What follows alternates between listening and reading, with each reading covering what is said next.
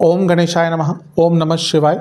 मैं निखिल ज्योतिष आचार्य आप सभी का मेरे चैनल पर पुनः स्वागत करता हूं। आशा करता हूं कि आप सभी स्वस्थ होंगे। महादेव की कृपा आप सभी पर सदैव बनी रहे।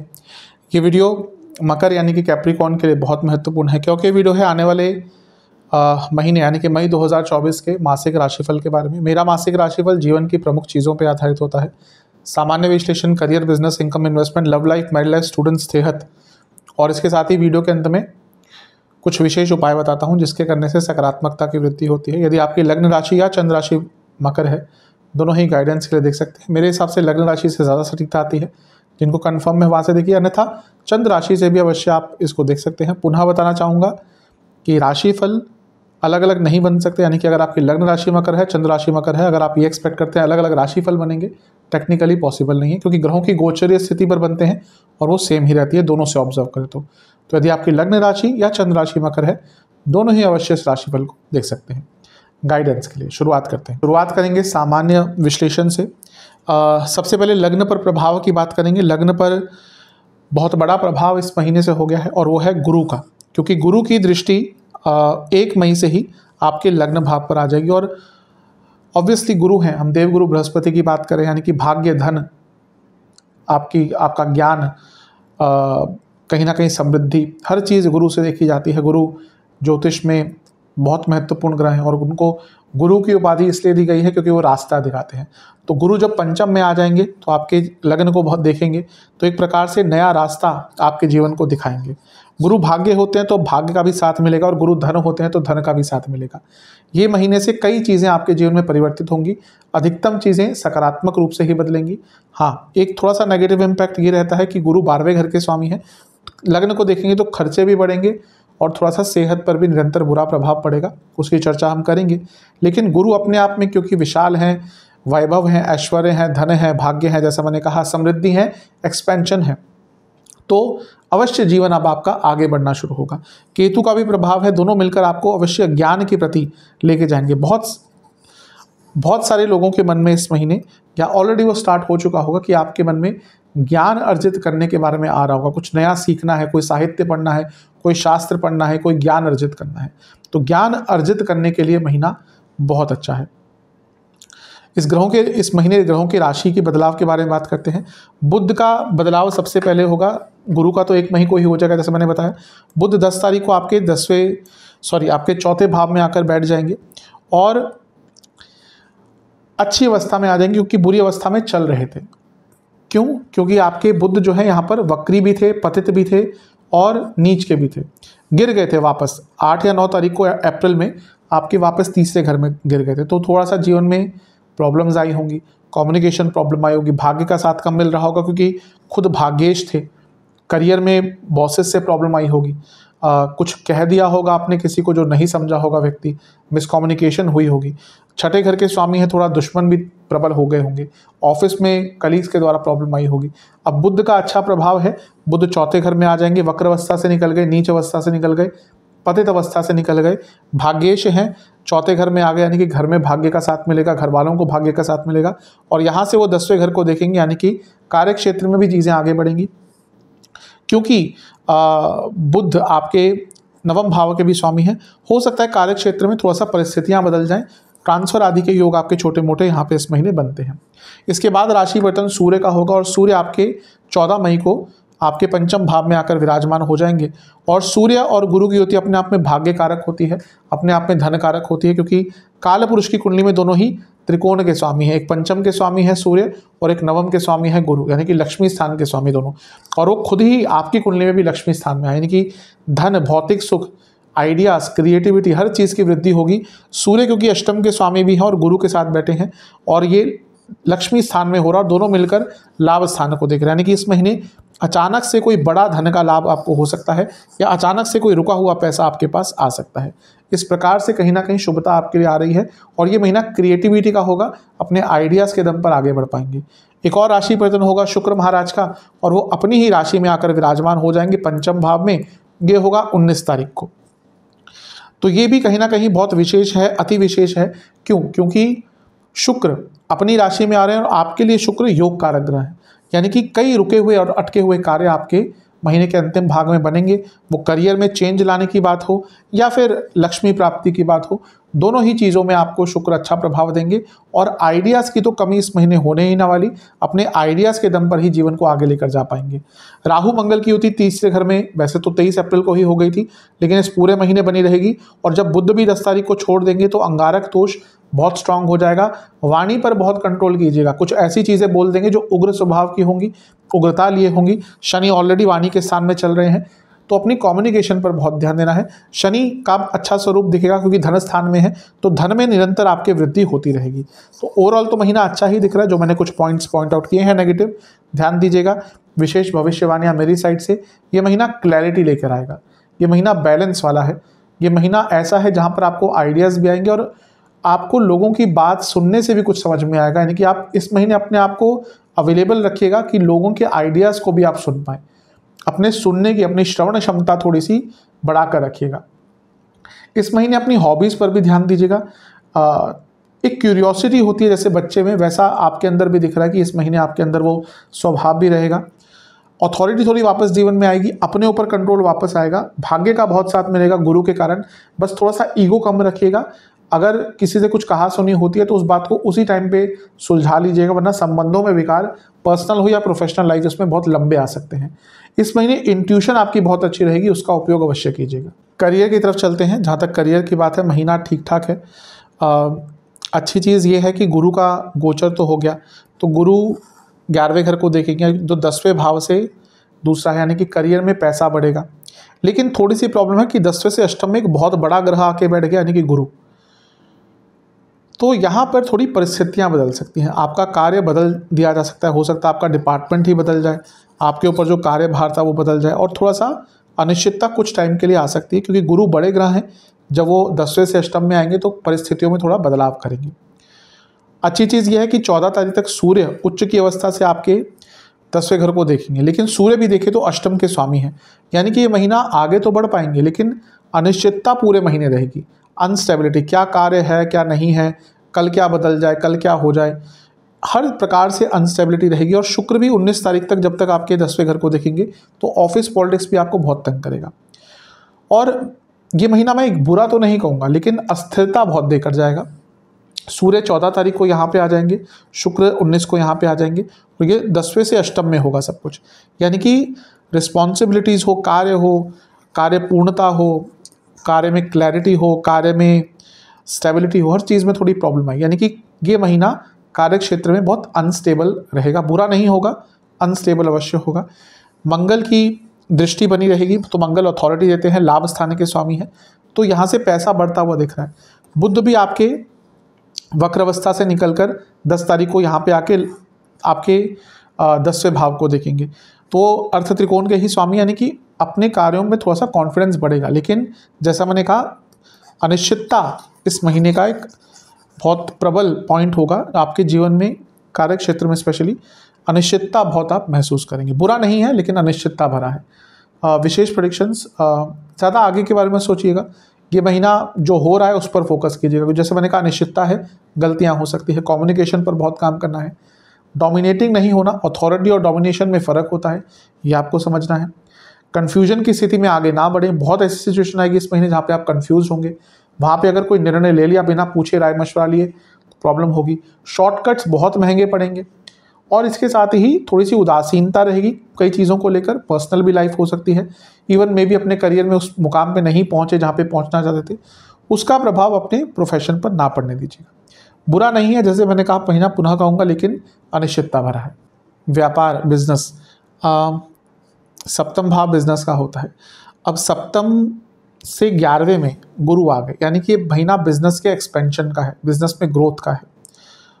बहुत चांसेस है कि अगर आप अपने बिजनेस को एक्सपेंड करना चाह रहे थे, यानी कि ऑलरेडी आपका बिजनेस कोई चल रहा था, आप बढ़ाना चाहते थे, उसको नहीं बढ़ पा रहा था, ये वो महीना है जब आपको उसके संदर्भ में कोई अच्छी न्यूज़ मिलेगी, यानी कि बिजनेस आप बढ़ा पाएंगे।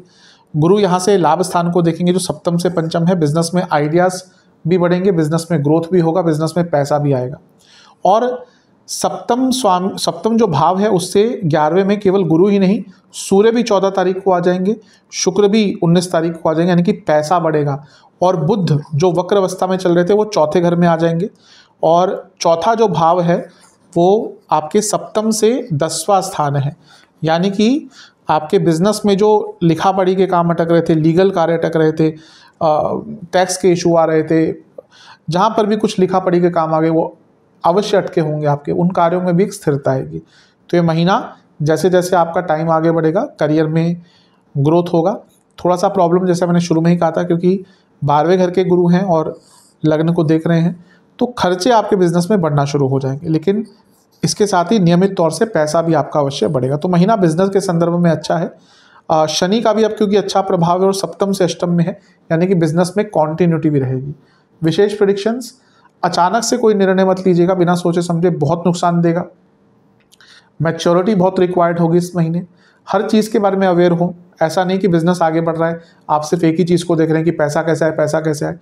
बिजनेस के छोटे छोटे जो पार्ट्स होते हैं, बिजनेस में बहुत चीज़ें इन्वॉल्व होती हैं, तो हर चीज़ पर अपना नज़र डालें। पार्टनर से थोड़ा सा झगड़ा हो सकता है अगर पार्टनरशिप वाला बिजनेस है। धन बहुत आएगा लेकिन एक सेटिस्फैक्शन की कमी रहेगी, आपको बार बार ये लगेगा कि और भी बेहतर कर सकते हैं, या फिर मे बी आप जो बिजनेस कर रहे हैं वो शायद आपके मन के स्वरूप ना हो। और ऐसा कई बार होता भी है, जरूरी नहीं कि हम जैसा, बहुत ही कम लोग होते हैं जीवन में जो अपने पसंदीदा चीज़ से या उसको करियर बनाकर पैसा कमा पाते हैं। अदरवाइज लोग के मन में कुछ और होता है और काम किसी और चीज़ में कर रहे होते हैं। तो ऐसा हो सकता है वो आपके मन में आए कि मैं कुछ और करना चाहता हूँ लेकिन कर कुछ और रहा हूँ। कोई बात नहीं, वो अगर समय मिलता है आगे चलकर जीवन में आप उसमें भी दोबारा कार्यरत हो सकते हैं, लेकिन अपने आप को उदासीनता वाले तत्व से दूर रखिएगा। गुस्सा थोड़ा सा कार्यक्षेत्र आपके बिजनेस में इस महीने ज़्यादा रहेगा। जब बात करें लोगों से तो बहुत सहजता से और बहुत मधुरता से करें। चलते हैं इनकम, इन्वेस्टमेंट, एक्सपेंसेस की तरफ। इनकम वाइज देखिए महीना ठीक ठाक है। मैं ये तो नहीं कहूँगा एकदम, हाँ ये है कि कोई बहुत बड़ा लाभ एक साथ हो सकता है, अचानक से हो सकता है, लेकिन पैसा बढ़ेगा। लेकिन क्योंकि बृहस्पति 12वें घर के भी स्वामी हैं, लग्न को देख रहे हैं, तो इसमें खर्चे भी साथ में निरंतर बढ़ते हैं। लेकिन मनी मेकिंग के लिए, पैसा कमाने के लिए, जो कमाना चाहते हैं, जानते हैं, जिनके पास रिसोर्सेज हैं, उनके लिए महीना अच्छा है। इन्वेस्टमेंट की पहले बात कर लेते हैं। शुरुआती 10 दिन बहुत अच्छे तो नहीं, लेकिन ये इन्वेस्टमेंट समझने के लिए बहुत अच्छे हैं। बीच के 10 दिन ठीक ठाक हैं, लेकिन यहाँ पर भी बहुत बड़ा कोई इन्वेस्टमेंट मत कीजिएगा। अंतिम 10 दिन में इन्वेस्टमेंट के लिए बहुत शुभ समय है। खर्चे तो देखिए आपके निरंतर अब बढ़ते ही रहेंगे। मैं केवल इस महीने की बात नहीं कर रहा, आने वाले लंबे अरसे के लिए, क्योंकि गुरु का प्रभाव लग्न पर है और रहेगा, तो खर्चे तो आपके बढ़ते रहेंगे। कहाँ पे खर्चे होंगे? बच्चों पर खर्चे होंगे, बच्चों की चीज़ों पर खर्चे होंगे, बच्चों के सेहत पर, बच्चों की किताबों पर, बच्चों के पढ़ाई आदि पर खर्चे बहुत होंगे। 12वां घर वैकेशंस भी दिखाता है। हो सकता है आप इस महीने कोई अचानक से वैकेशन प्लान करें, या नहीं भी अचानक से करें तो वैकेशन पे खर्चे तो होते ही हैं। तो अगर वैकेशन पे जाएंगे खर्चा होगा, इन्वेस्टमेंट करेंगे उस पर थोड़े से खर्चे आपके होंगे। इसके साथ ही मेडिकल की चीज़ों पर, यानी कि दवाइयों आदि पर, कोई मेडिकल असिस्टेंस पर, इस पर खर्चा हो सकता है। और अचानक से बहुत बड़े खर्चे इस महीने के अंत की तरफ हो सकते हैं, जिसके लिए तैयार नहीं थे। दूसरा, कोई ऐसा खर्चा जिस पे आप शॉर्टकट लेके उसको बचाए जा रहे थे कि हाँ भाई ये है, थोड़ा सा पैसा लगाते हैं, अभी के लिए टाइम निकाल लेते हैं। वैसे जो खर्चे आप बचाते आ रहे थे ना कि बाद में देखेंगे, वो खर्चे इस महीने बहुत बड़ा आकार ले लेंगे। तो खर्चे आपके इस महीने काफ़ी बढ़ेंगे। चलते हैं लव एंड रिलेशनशिप की तरफ। नो कॉन्टैक्ट सिचुएशन, अगर कुछ चांस बनेगा तो केवल शुरुआती 9-10 दिनों में, उसके बाद बिल्कुल ट्राई मत कीजिएगा, उससे पहले चांस है।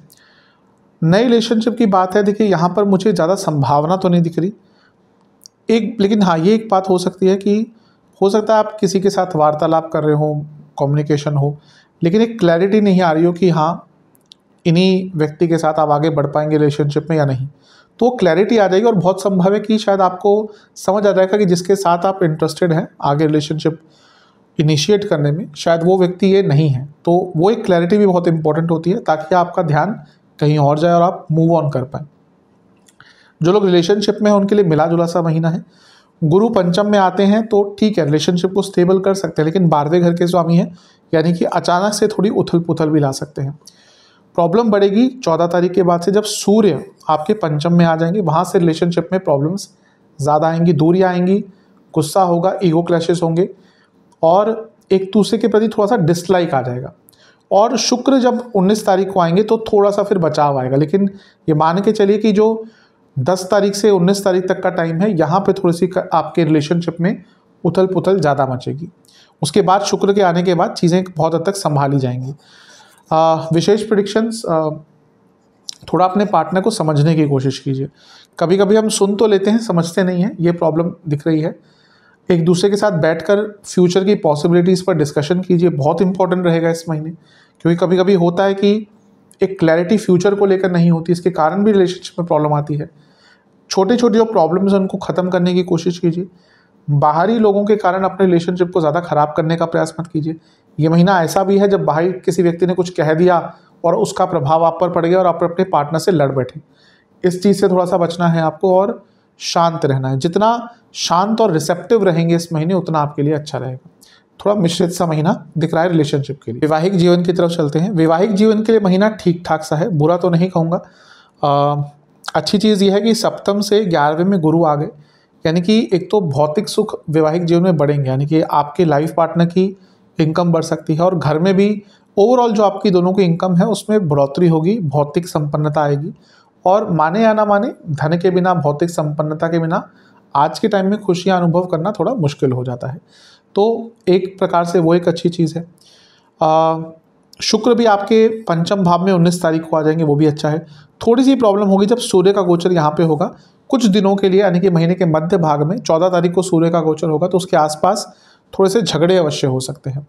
वो भी ईगो के कारण होंगे या फिर एक दूसरे को ना समझ पाने के कारण थोड़ा सा सुपीरियरिटी कॉम्प्लेक्स यहाँ पे आ सकता है किसी भी व्यक्ति में, तो उसके कारण ये दिक्कतें ज़्यादा बढ़ेंगी। अन्यथा तो ये महीना ठीक ठाक है, कोई बहुत ज़्यादा बुरा इस महीने को नहीं कहूँगा। विशेष प्रेडिक्शन, थोड़ा सा स्टेबिलिटी आएगा, लेकिन गुस्से से बचाए, गुस्सा नहीं, डोमिनेट मत कीजिएगा। हो सकता है थोड़ा डोमिनेशन आपके नेचर में आ जाए, उसका बुरा प्रभाव पड़ेगा। इन लॉज के कारण दिक्कत हो सकती है दोनों ही साइड से, तो उनका इन्वॉल्वमेंट थोड़ा सा मिनिमम रखिएगा।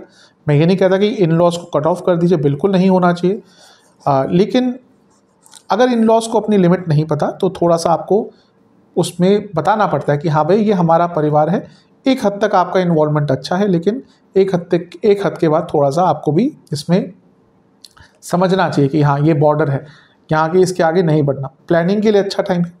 इवन संतान प्राप्ति के भी आप इच्छुक हैं तो उसके लिए महीना बहुत अच्छा है, क्योंकि गुरु खुद पंचम भाव में आ गए। तो ओवरऑल महीना ठीक है, आगे लेके जाने वाला है। जो कुछ चीज़ें मैंने पॉइंट आउट करी, ध्यान दीजिए। स्टूडेंट्स, जहाँ तक एग्ज़ाम्स की बात है, सबसे पहले एग्ज़ाम से ही स्टार्ट करते हैं। शुरुआती 10 दिन अच्छे नहीं हैं, उसके बाद के सारे दिन बहुत अच्छे हैं।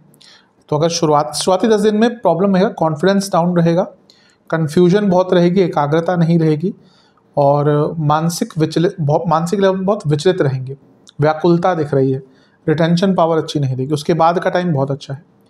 ओवरऑल स्टूडेंट्स की बात करें, पंचम में अब गुरु आ गए हैं तो बहुत आपको स्थिरता देंगे, बहुत शुभता देंगे। 12वें के स्वामी हैं, यानी कि विदेश जाने में भी आपको मदद प्राप्त होगी। और सूर्य भी यहाँ पे आ जाएंगे 14 तारीख को, शुक्र भी अपनी ही राशि में आ जाएंगे। तो ये महीना पूरा ही देखा जाए तो स्टूडेंट्स के लिए बहुत अच्छा है, बहुत शुभता लेकर आ रहा है। यहाँ पर कई प्रकार से आपको लाभ प्राप्त होंगे। ये महीना संभावनाओं का है, ये महीना अपने जीवन को आगे बढ़ाने का है। ये महीना उनके लिए भी अच्छा है जो धन कमाना चाहते थे स्टूडेंट्स, यानी कि पार्ट टाइम जॉब हो या अपने पढ़ाई के बाद जॉब ढूंढ रहे थे। और इसके साथ ही अपने स्किल्स को बढ़ाने का भी महीना बहुत अच्छा है। कोई बहुत अच्छी न्यूज़ स्टूडेंट्स के लिए इस महीने आती हुई दिख रही है। बहुत शुभता वाला महीना स्टूडेंट्स के लिए। सेहत की तरफ चलते हैं। सेहत पर तो ध्यान देना पड़ेगा, मैंने शुरू में भी इंडिकेट किया था। 12वें घर के स्वामी हैं बृहस्पति और पंचम में आकर लग्न को देखेंगे, यानी कि सेहत की प्रॉब्लम्स बढ़ना स्टार्ट होंगी। दवाइयों का इन्वॉल्वमेंट हो सकता है, हॉस्पिटल जाना पड़ सकता है, डॉक्टर्स को दिखाना पड़ सकता है। ऑब्वियसली ये ज़्यादा उनके लिए होगा जिनके अपनी कुंडली में अच्छे योग नहीं है, लग्न बहुत वीक है, लग्न का स्वामी वीक है, चंद्रमा वीक है, मारक दोष हैं, अरिष्ट दोष हैं, उनके लिए ज़्यादा प्रभावशाली होगा। जिनका नहीं है उनको थोड़ा बहुत प्रभाव इसका पड़ेगा। शनि भी अभी भले ही धन स्थान में, लेकिन ये मारक भाव भी होता है और मारक भाव कहीं ना कहीं कष्ट सेहत के हिसाब से देता है। ज़्यादा चीज़ें क्या तंग करेंगी, वेट गेन होगा, मेटाबॉलिक डिसऑर्डर्स होंगे, नींद ढंग से नहीं आएगी, दांतों और आँखों के रोग तंग करेंगे, नसों के रोग तंग करेंगे। शुरुआती 10 दिन नसों की प्रॉब्लम, पेट की प्रॉब्लम, जिसको डायबिटीज़ है, दिक्कत बढ़ेगी। लोअर बॉडी में दर्द रहेगा, लोअर बैक में दर्द रहेगा। बीच के 10 दिन स्किन डिसऑर्डर्स, नसों के रोग, पुनः नींद ढंग से नहीं आएगी, एंग्जाइटी बढ़ जाएगी, मानसिक विकार तंग करेंगे। अंतिम 10 दिन ब्लड डिसऑर्डर्स, बीपी की प्रॉब्लम, पुनः लोअर बैक के दर्द और साथ में स्लीप डिसऑर्डर्स, ये ज़्यादा तंग करेंगे। उपाय, शनि चालीसा और हनुमान चालीसा की कुछ पुस्तकों का मंदिर में दान करना है। शनि मंदिर में शनि चालीसा की पुस्तकों का, हनुमान जी के मंदिर में हनुमान चालीसा की पुस्तकों का, और इसके साथ ही हनुमान जी के मंदिर में आपको खीर का भोग लगाना है और 4 सरसों के तेल के दिए अर्पण करके हनुमान बाहुक का 2 बार पाठ करना है। आशा करता हूँ वीडियो काम आएगा। चैनल पर नए हैं सब्सक्राइब कीजिए, वीडियो को लाइक कीजिए। अगली वीडियो में मिलूंगा, तब तक के लिए ओम नमः शिवाय।